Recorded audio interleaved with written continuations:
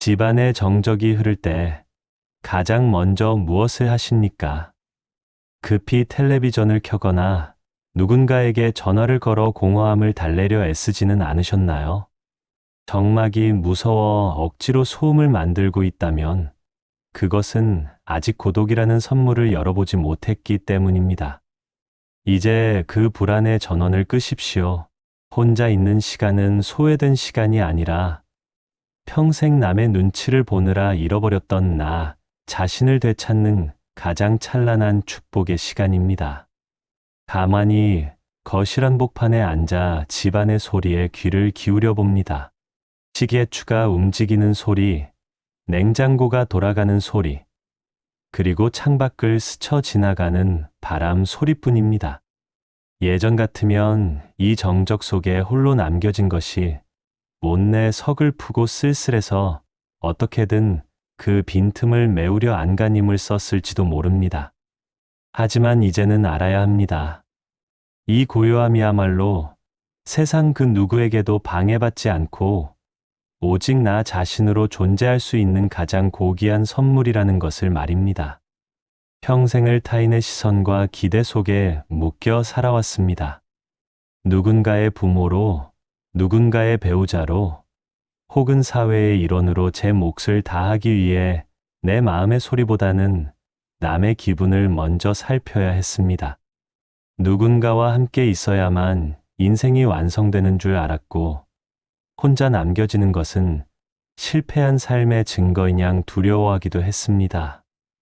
하지만 인생의 황혼이라는 길목에서 깨닫게 되는 진실은 전혀 다릅니다.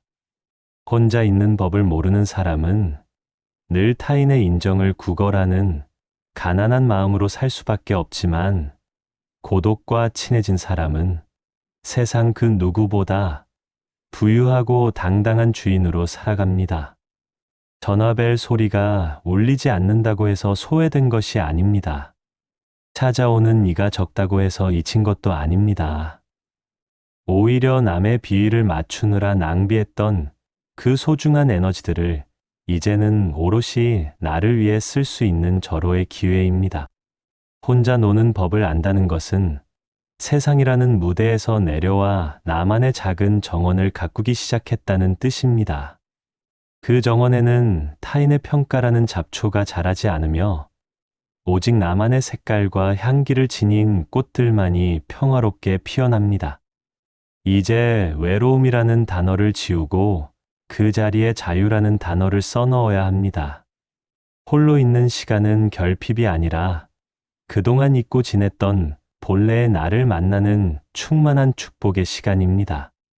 어떻게 하면 이 고요한 시간 속에서 나만의 즐거움을 찾고 누구의 방해도 받지 않는 우아한 독립을 이룰 수 있는지 그 지혜로운 방법들을 하나씩 짚어보려 합니다. 마음의 짐을 내려놓고 가볍게 들어보십시오. 혼자여도 충분히 눈부시고 홀로 있어도 등불처럼 빛나는 삶은 바로 지금 이 순간 시작됩니다. 인생의 정오를 지나 황혼의 길목에 들어서면 그토록 시끌벅적하던 주변의 풍경이 하나둘 정돈되기 시작합니다.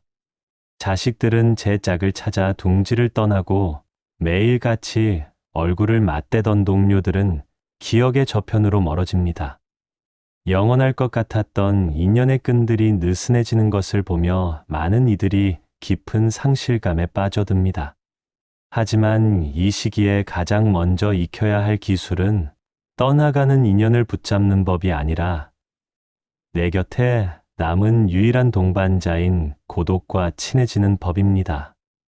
고독과 친해지는 연습이야말로 노년의 삶을 초라하지 않게 만드는 가장 확실하고도 유일한 재산이기 때문입니다.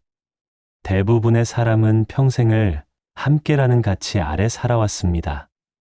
누군가와 함께 밥을 먹고 함께 이야기를 나누며 함께 시간을 보내는 것만이 정상적인 삶이라 믿었습니다. 그래서 혼자 남겨진 시간은 곧 실패나 소외의 증거로 받아들여지곤 합니다. 하지만 혼자 서지 못하는 사람은 언제나 타인의 기분과 상황에 휘둘릴 수밖에 없습니다. 상대가 연락을 주지 않으면 불안해하고 누군가 나를 찾아주지 않으면 자신의 가치가 사라진 것처럼 느낍니다. 이것은 진정한 의미의 독립이 아닙니다. 행복의 열쇠를 타인의 손에 쥐어주고 그들이 문을 열어주기만을 기다리는 국어라는 삶과 다를 바 없습니다. 부처님께서는 무소의 뿔처럼 혼자서 가라고 말씀하셨습니다. 이 말씀은 세상을 등지고 외롭게 살라는 뜻이 아닙니다. 내 마음의 중심을 타인이 아닌 내 안에 우뚝 세우라는 엄중한 가르침입니다. 고독은 결핍이 아닙니다. 오히려 나를 둘러싼 무수한 소음들이 사라졌을 때 비로소 들리기 시작하는 내면의 목소리입니다. 고독과 친해진다는 것은 그 고요함 속에서 들려오는 나의 진실한 목소리에 귀를 기울이고 그 자체로 충만함을 느끼는 과정입니다. 남이 나를 어떻게 보는지, 남이 나를 얼마나 대접해 주는지에 대한 갈증을 멈추고 내 안의 샘물로 스스로의 갈증을 해소하는 연습을 시작해야 합니다. 고독과 친해지기 위해서는 먼저 홀로 있는 시간을 대하는 마음가짐부터 바꾸어야 합니다. 혼자 있는 시간을 버텨내야 하는 고통이 아니라 즐겨야 할 특권으로 인식하십시오. 평생 가족을 위해, 회사를 위해, 타인을 위해 내주었던 그 귀한 시간을 이제야 오롯이 나에게만 쓸 수 있게 된 것입니다. 아무도 나를 간섭하지 않고 누구의 비위도 맞출 필요가 없는 이 절대적인 자유를 만끽하십시오. 텅 빈 집안은 외로운 공간이 아니라 나만의 우주가 펼쳐지는 가장 안전하고 아늑한 안식처입니다. 그 안에서 이루어지는 모든 행위는 오직 나 자신의 기쁨을 위한 것이어야 합니다. 또한 고독은 지혜를 길러내는 가장 비옥한 토양입니다. 사람들이 북적이는 곳에서는 깊은 생각을 하기 어렵습니다. 타인의 말에 대꾸하고 그들의 시선을 신경 쓰느라 정작 삶의 본질을 들여다볼 여유가 없기 때문입니다. 하지만 홀로 있는 시간은 나를 객관적으로 바라보게 합니다. 내가 걸어온 길을 갈무리하고 앞으로 남은 길을 어떻게 우아하게 걸어갈 것인지 설계할 수 있는 유일한 시간입니다. 고독을 통해 얻은 통찰은 그 어떤 책이나 스승이 주는 가르침보다 강력합니다. 내 안의 지혜를 발견하고 그것과 친구가 될 때 노년의 고독은 더 이상 두려움의 대상이 아닌 가장 든든한 버팀목이 됩니다. 이제는 혼자 밥을 먹고 혼자 산책을 하며 혼자 시간을 보내는 것을 부끄러워하거나 어색해하지 마십시오. 오히려 그 시간을 가장 정갈하고 기품 있게 꾸며가야 합니다. 홀로 있는 모습이 당당하고 편안해 보일 때 당신의 영혼은 비로소 타인의 인정이라는 굴레에서 벗어나 자유롭게 비상할 수 있습니다. 고독과 친해진 노년은 그 어떤 보석을 두른 사람보다 빛납니다. 그 내면의 단단함은 세월의 풍파에도 흔들리지 않는 평온함을 선물할 것입니다.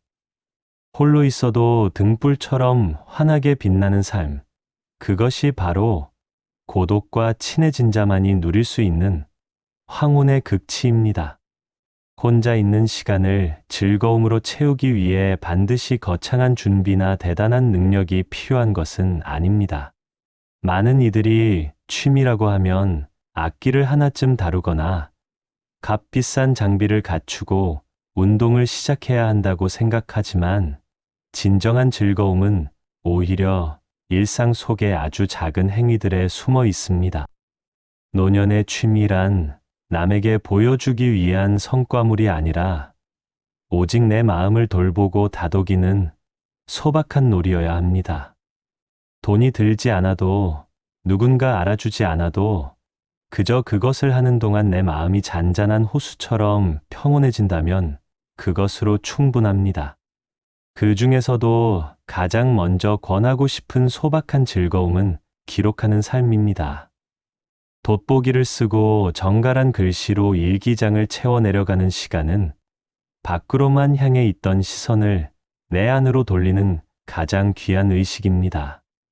오늘 하루 무엇을 먹었는지, 창밖으로 본 구름의 모양은 어떠했는지, 혹은 마음 한구석을 스쳐 지나간 짧은 단상을 적어보는 것만으로도 고독의 결은 달라집니다.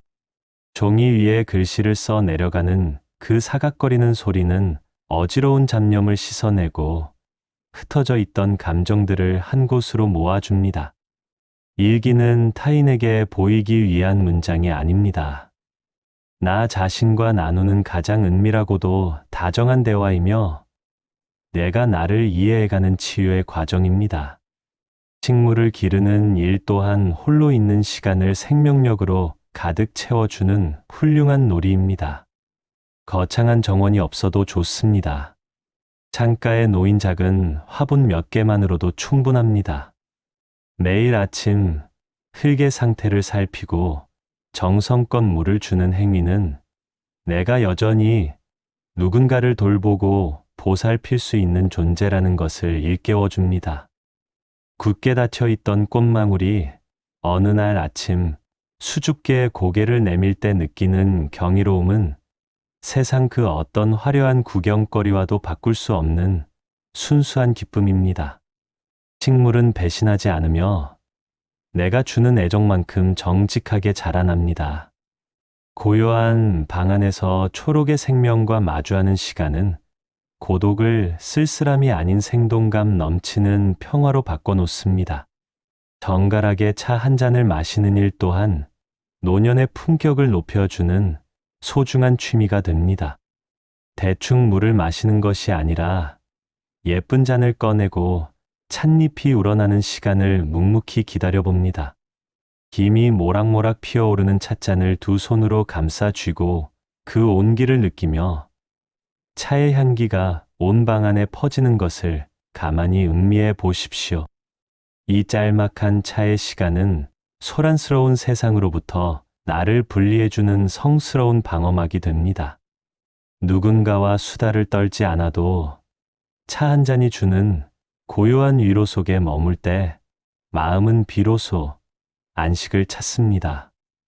이러한 사소한 의식들이 쌓여갈 때 혼자 있는 공간은 외로운 빈 방이 아니라 나만의 향기가 배어있는 우아한 서재가 됩니다. 또한 손을 움직여 무언가를 만드는 즐거움에 빠져보는 것도 좋습니다. 서툰 솜씨로 바느질을 하여 낡은 옷을 수선하거나 수건을 예쁘게 접어 정리하는 일, 혹은 간단한 음식을 예쁘게 담아내는 일조차 훌륭한 창조적 활동입니다. 손끝에 집중하는 순간만큼은 과거에 대한 후회도 미래에 대한 불안도 사라집니다. 오직 지금 이 순간 내 눈앞에 놓인 일에 온 마음을 다할 때 인간은 가장 행복합니다. 거창한 예술 작품을 만들려 하지 마십시오. 내 주변을 정돈하고 내 생활을 조금 더 정갈하게 가꾸는 그 모든 행위가 바로 예술이며 즐거운 놀이입니다. 노년의 취미는 채우는 것이 아니라 비우는 것이어야 합니다. 무언가를 이루어내야 한다는 강박을 버리고 그저 그 행위 자체가 주는 고요함 속에 머무는 법을 익혀야 합니다. 남들이 좋다고 하는 것을 따라 할 필요도 없습니다. 내 가슴을 조금이라도 설레게 하는 것, 내 입가에 아주 작은 미소를 띄우게 하는 것이라면 무엇이든 좋습니다. 소박한 취미를 가진 사람은 고독을 두려워하지 않습니다. 오히려 홀로 있는 시간이 오기만을 기다리며 그 시간 속에 숨겨진 보물들을 하나씩 찾아내어 즐깁니다.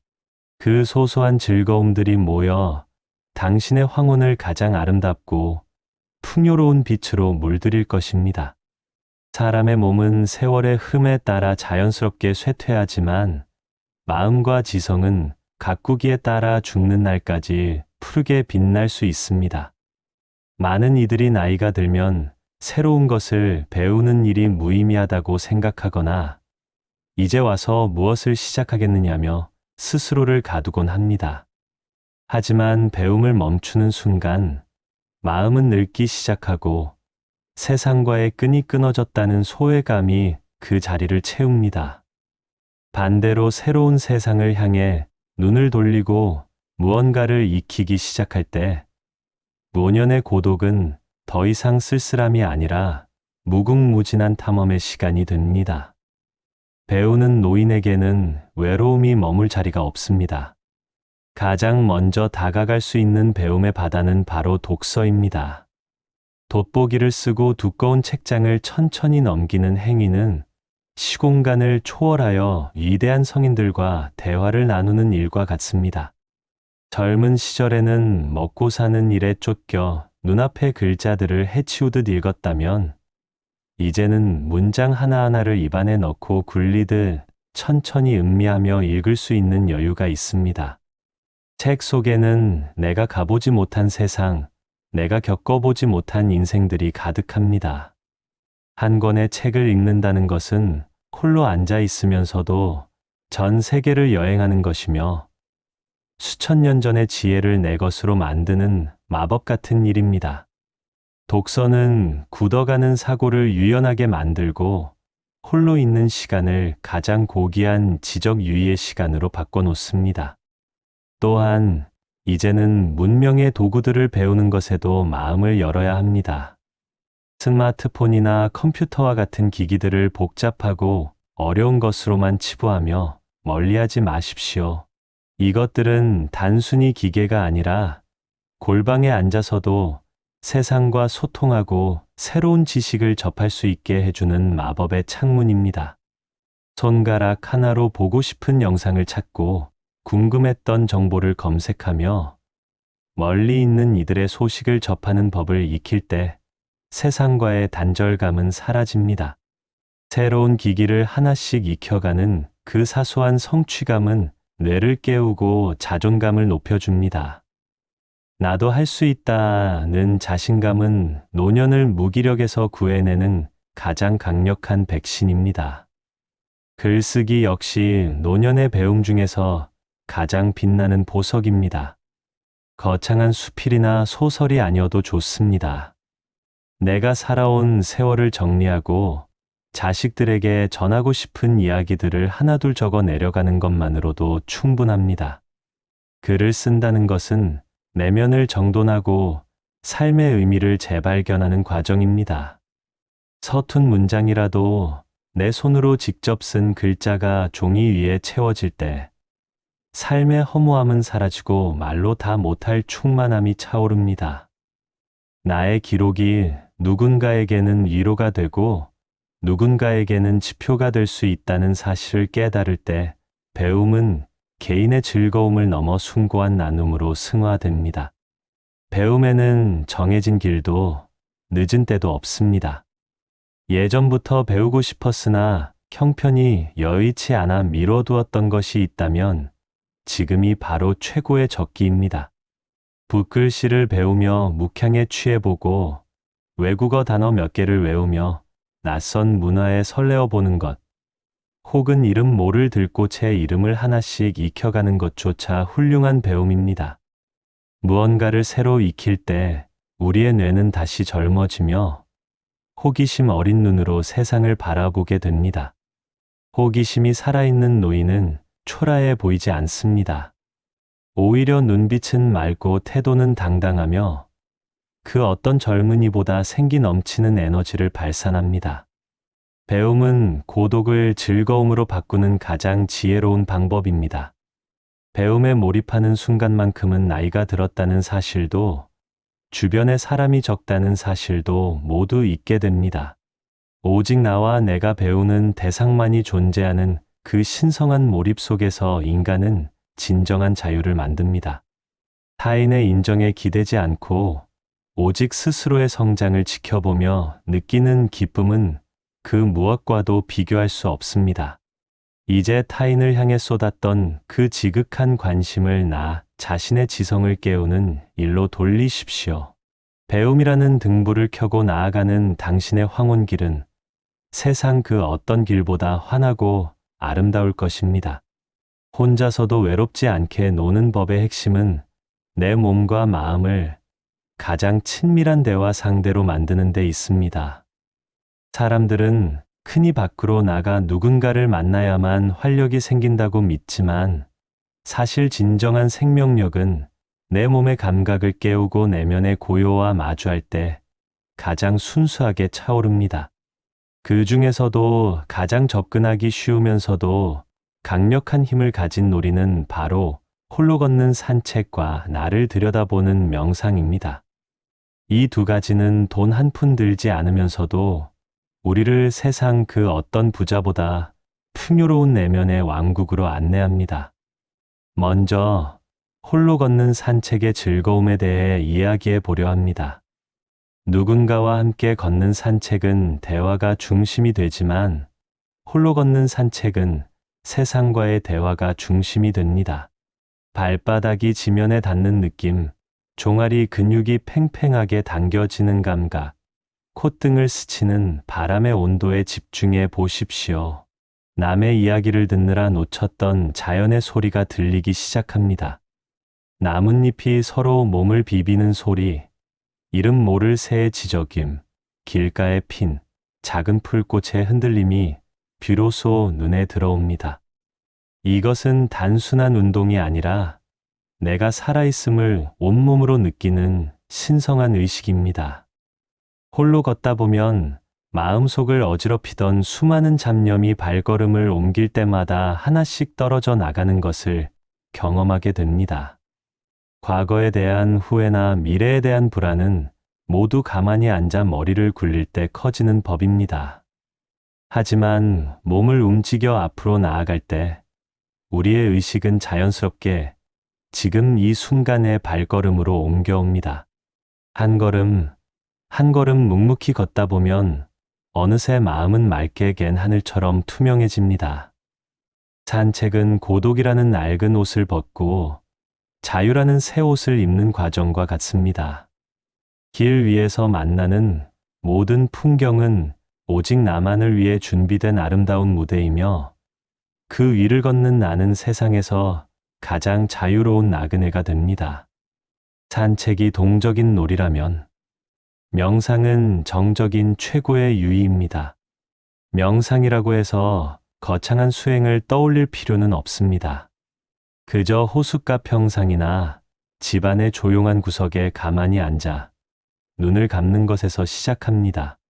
명상의 가장 큰 즐거움은 내 안에 무궁무진한 우주가 있음을 발견하는 데 있습니다. 밖으로 향해 있던 시선을 안으로 돌려 내 몸속으로 드나드는 숨결의 흐름을 가만히 지켜보십시오. 숨이 들어오고 나가는 그 짧은 찰나에 집중할 때 세상의 모든 소란은 사라지고 오직 평화로운 존재의 울림만이 남습니다. 혼자 있는 시간이 무겁게 느껴지는 이유는 대개 내면의 소음 때문입니다. 왜 나를 찾아오는 사람이 없을까? 자식들은 나를 잊은 걸까 하는 생각들이 꼬리에 꼬리를 물고 괴롭히기 때문입니다. 하지만 명상은 이러한 생각들이 그저 지나가는 구름일 뿐임을 깨닫게 해줍니다. 구름 뒤에 늘 푸른 하늘이 있듯 생각 너머에는 변하지 않는 고요한 내가 있습니다. 명상을 통해 이 내면의 평화를 맛본 사람은 더 이상 밖에서 즐거움을 구걸하지 않습니다. 내 안에 가장 깊고 아늑한 안식처가 있음을 알기에 홀로 있는 시간은 오히려 그 평화를 만끽하는 축복의 시간이 됩니다. 또한 산책과 명상은 노년의 가장 큰 적인 무기력을 물리치는 강력한 무기입니다. 몸을 움직여 땀을 흘리고 마음을 닦아 고요를 찾는 행위는 스스로를 돌보고 있다는 강력한 자존감을 심어줍니다. 남이 나를 돌봐주기를 기다리는 수동적인 태도에서 벗어나 내 몸과 마음을 직접 경영하는 능동적인 주인이 되는 것입니다. 홀로 걷고 홀로 앉아있는 모습이 당당한 노인은 그 존재 자체로 향기롭습니다. 굳이 말을 섞지 않아도 그에게서는 깊은 산사의 숲처럼 맑고 서늘한 기운이 풍겨 나옵니다. 이제부터는 하루 중 단 한 시간이라도 오직 나만을 위한 산책과 명상의 시간을 확보하십시오. 아무도 방해하지 않는 그 시간 속에서 몸의 세포 하나하나를 깨우고 마음의 먼지를 털어내십시오. 홀로 걷는 길 위에 피어난 꽃들과 인사를 나누고 고요히 앉아 드나드는 숨결의 경이로움을 찬탄하십시오. 고독은 이 두 가지 놀이를 통해 가장 우아하고 품격 있는 즐거움으로 승화됩니다. 홀로 서서 춤추고 홀로 앉아 우주를 품는 당신의 삶은 그 자체로 완벽한 예술 작품이 될 것입니다. 외로움이라는 망상은 사라지고 오직 존재의 환희만이 가득한 황혼의 길을 당당하게 걸어가십시오. 혼자 사는 노년의 일상에서 가장 먼저 무너지기 쉬운 것이 바로 식사입니다. 나 혼자 먹는데 뭐 그리 거창하게 차리나, 대충 물에 밥 말아 먹지 하는 생각이 습관처럼 자리를 잡으면 식탁은 어느새 초라해지고 마음마저 가난해집니다. 하지만 식사는 단순히 배를 채우는 행위가 아닙니다. 그것은 나라는 존재를 유지하기 위해 세상의 생명을 빌려오는 신성한 의식이며 나 자신을 얼마나 귀하게 여기는지를 보여주는 가장 정직한 척도입니다. 스스로를 극진히 대접하는 법을 배우는 것. 그것이 홀로 서는 황혼의 삶을 가장 품격 있게 만드는 길입니다. 먼저 대충이라는 단어를 식탁에서 지워내야 합니다. 혼자일수록 더 예쁜 그릇을 꺼내고 더 정갈하게 수저를 놓아야 합니다. 남이 올 때만 쓰던 아껴둔 접시가 있다면 지금 바로 꺼내어 쓰십시오. 나보다 귀한 손님이 세상에 어디 있겠습니까? 정성껏 씻은 채소를 그릇에 담고 따뜻한 국을 끓여 김이 모락모락 나는 밥상을 마주할 때 텅 비어있던 가슴에도 따뜻한 온기가 차오릅니다. 나를 위해 정성을 들여 음식을 준비하는 그 시간 자체가 나 자신을 사랑하고 보살피는 치유의 시간이 됩니다. 혼자 먹는 밥이 외롭게 느껴진다면 그것은 식사라는 행위에 온전히 집중하지 못하고 마음이 자꾸 밖으로 향하기 때문입니다. 텔레비전을 켜거나 스마트폰을 보며 정신없이 음식을 입에 넣는 습관을 버려보십시오. 대신 내 앞에 놓인 음식의 색깔과 향기, 그리고 식감에 온 정신을 모아봅니다. 이 쌀알이 내 입에 오기까지 얼마나 많은 햇살과 바람, 그리고 농부의 땀방울이 머물렀을지 가만히 헤아려 봅니다. 음식 속에 담긴 생명력을 온전히 받아들일 때 혼자만의 성찬은 세상 그 어떤 화려한 연회보다 풍성한 감사의 장이 됩니다. 또한 식사 시간은 오직 나만을 위한 잔치의 시간이어야 합니다. 누구의 눈치를 볼 필요도 타인의 식성을 맞출 필요도 없습니다. 내가 진정으로 좋아하는 재료를 고르고 내가 가장 편안하게 느끼는 속도로 천천히 음미하십시오. 꼭 거창한 진수성찬이 아니어도 좋습니다. 제철에 난 나물 한 접시, 갓 구운 생선 한 토막이라도 정성을 다해 차려내면 그것이 바로 나를 위한 극진한 대접입니다. 음식을 씹는 동안 내 몸의 세포 하나하나가 살아나고 힘을 얻는 것을 느껴보십시오. 나를 귀하게 대접하는 사람은 타인의 대접에 연연하지 않게 됩니다. 이미 내 안에서 스스로에 대한 존중이 솟아나기 때문입니다. 요리하는 과정 역시 즐거운 놀이로 받아들여야 합니다. 주방에서 칼질하는 소리, 보글보글 국 끓는 소리는 적막한 집안을 생동감 있게 만드는 가장 아름다운 음악입니다. 새로운 요리법을 배워 나만의 별미를 만들어 보는 것도 훌륭한 창조적 활동입니다. 서툰 솜씨여도 상관없습니다. 내가 나를 위해 정성을 다했다는 그 사실만이 중요할 뿐입니다. 정갈한 식탁 앞에 앉아 스스로에게 오늘도 고생 많았다. 이 귀한 음식을 먹고 기운 내자라고 마음속으로 다정한 인사를 건네보십시오. 스스로를 극진히 대접하는 삶은 노년의 자존감을 지키는 최후의 보루입니다. 혼자 먹는 밥상이 초라해지면 삶 전체가 무기력의 늪으로 빠지기 쉽지만 나를 위한 성찬을 준비하는 사람은 삶의 매 순간을 깨어있는 의식으로 살아갑니다. 거창한 성공이나 타인의 박수가 없어도 정성스런 한 끼 식사를 통해 나는 여전히 소중하고 가치 있는 존재임을 스스로 증명하는 것입니다. 이제 남은 생의 모든 식탁을 나 자신을 향한 가장 지극한 공양의 시간으로 만드십시오. 그 따뜻하고 정갈한 밥상 위에서 당신의 영혼은 비로소 안식과 평화를 얻게 될 것입니다. 혼자서도 외롭지 않게 노는 법의 종착지는 결국 나 자신과 가장 친한 친구가 되는 데 있습니다. 밖으로 향해 있던 시선을 안으로 돌려 내면에서 들려오는 작고 세밀한 목소리에 귀를 기울이는 법을 배울 때 고독은 비로소 완성된 평온으로 승화됩니다.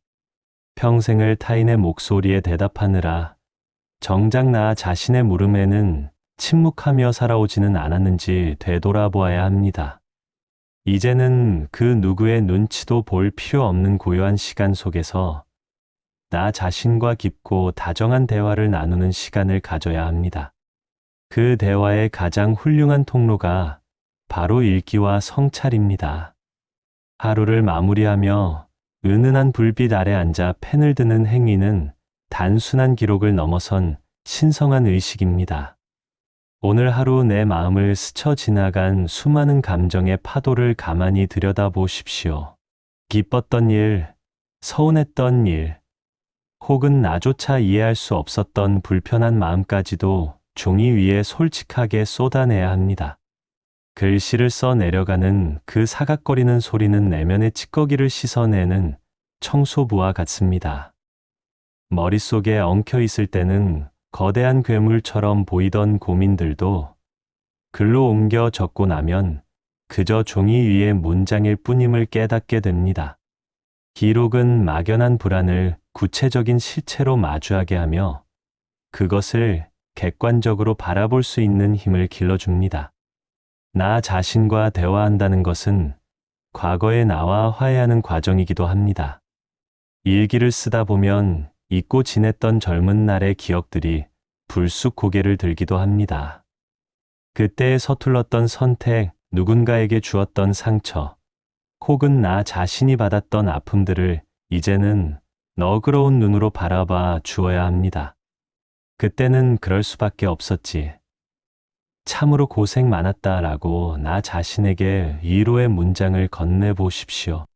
타인의 위로는 일시적인 안도감을 줄 뿐이지만 내가 나에게 건네는 진심 어린 용서는 평생의 상처를 치유하는 근원적인 힘이 됩니다.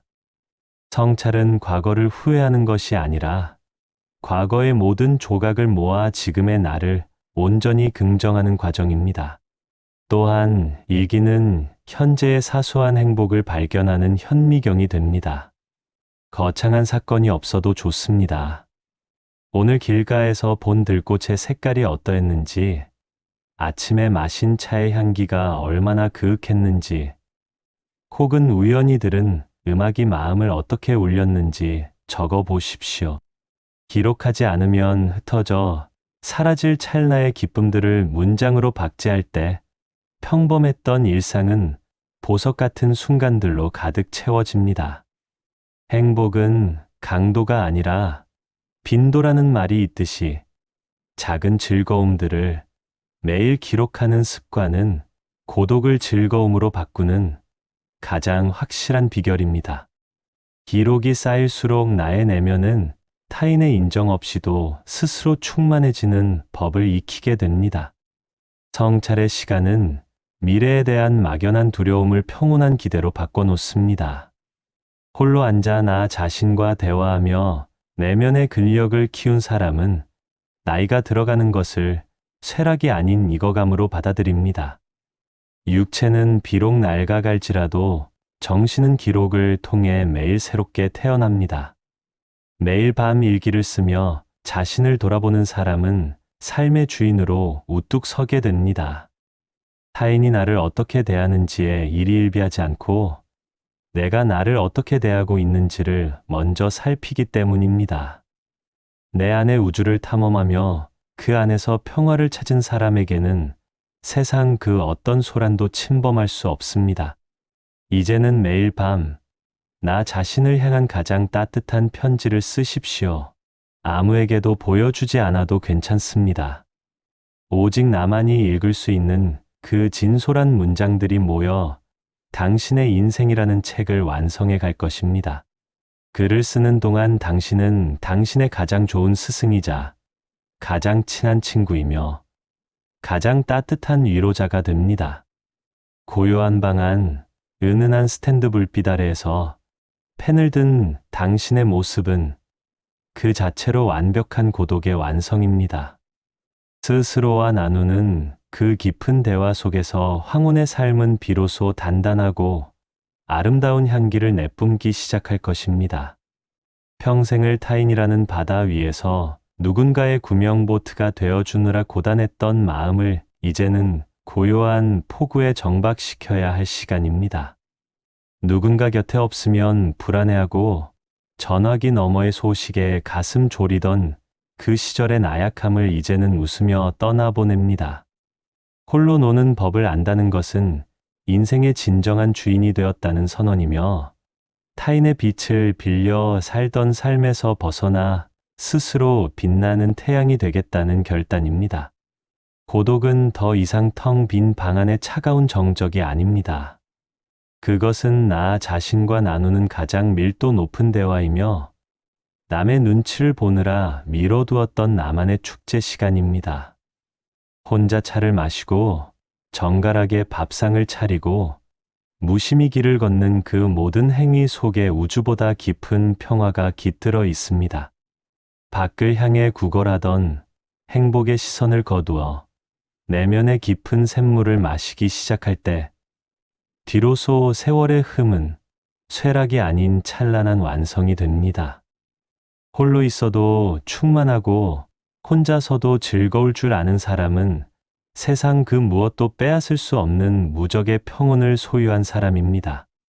자식이나 친구의 연락에 일희일비하지 않고 자신의 내면에서 솟아나는 기쁨으로 하루를 채워가는 그 모습은 그 자체로 주변을 밝히는 등불이 됩니다.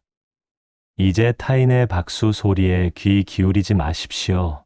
내가 나를 귀하게 여기고 내가 나를 기쁘게 하는 그 소박한 몸짓 하나하나가 당신의 황혼을 가장 우아한 예술 작품으로 수놓을 것입니다. 어두운 밤을 건너는 이에게 가장 필요한 것은 남이 켜준 횃불이 아니라 내 손에 들린 작은 등불 하나입니다. 남의 인생을 사느라 꺼뜨려 놓았던 당신 안의 등불을 다시 켜십시오. 그 빛을 따라 묵묵히 걸어가는 길에 외로움은 사라지고 오직 존재의 환희만이 가득할 것입니다. 스스로 빛나는 등불이 되어 남은 생을 온화하고 당당하게 즐기시기를 마음 모아 서원합니다. 보내주시는 따뜻한 구독과 좋아요는 지친 영혼을 달래는 감로수가 됩니다. 오늘 하루 당신의 마음 풍경이 늘 봄날처럼 온화하고 눈부시길 바랍니다. 나무아미타불 관세음보살